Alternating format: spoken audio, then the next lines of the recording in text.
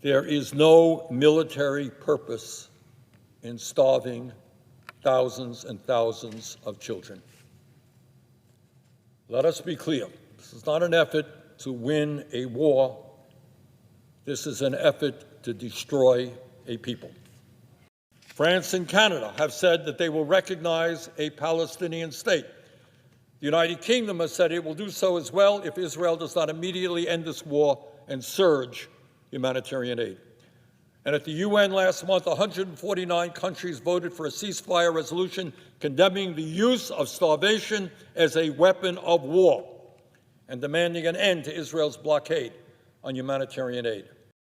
Further, Mr. President, recent Economist YouGov poll shows that just 15% of the American people support increasing military aid to Israel, while 35% support decreasing military aid to Israel or stopping it entirely. Just 8% of Democrats support increasing military aid to Israel. Mr. President, the American people are haunted by the images coming out of Gaza, and these are some of those images. These are desperate children with pots in their hands, crying, begging for food in order to stay alive. And that's what the American people are seeing every night on TV, on the internet, in the newspapers.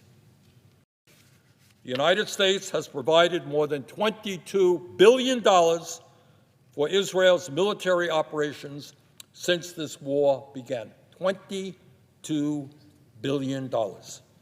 One estimate based on Brown University research calculates that the United States has paid for 70% of the Gaza war. In other words, American taxpayer dollars are being used to starve children, bomb schools, kill civilians, and support the cruelty of Netanyahu and his criminal ministers.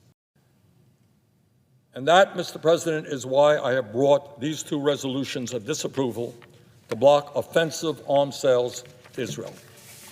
SJ Res 34 would prohibit the U.S. taxpayer-financed $675 million sale of thousands of 1,000-pound bombs and many thousands of JDAM guidance kits. And SJ Res 41 would prohibit the sale of tens of thousands of fully automatic rifles, assault rifles.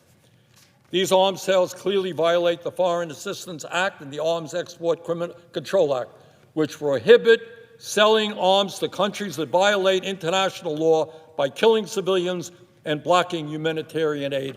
And very few people doubt that that is exactly what Israel is doing. If you want to obey the law, vote for these resolutions. Mr. President, U.S. taxpayers have spent many, many billions of dollars in support of the racist, extremist Netanyahu government. Enough is enough. Americans want this to end. They do not want to be complicit in an unfolding famine and daily civilian massacres. And we here in Congress tonight have the power to act. No more talks, no more great speeches, but tonight we have the power to act. The power to force Netanyahu and his extremist government to end this slaughter.